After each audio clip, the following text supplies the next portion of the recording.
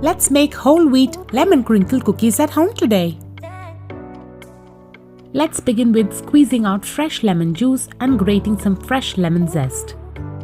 Now we're going to take a cup of whole wheat flour, to which I'm going to add salt, baking powder and baking soda.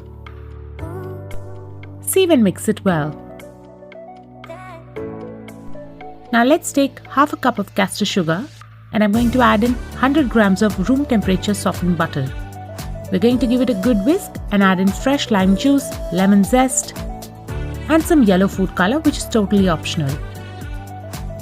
Now mix everything well and add in the flour mix. Now refrigerate this cookie dough for 15 to 20 minutes. Now I'm going to take 1 scoop of this dough and I'm going to shape it into balls, cover them in castor sugar and bake it at 180 degrees for 13 to 15 minutes.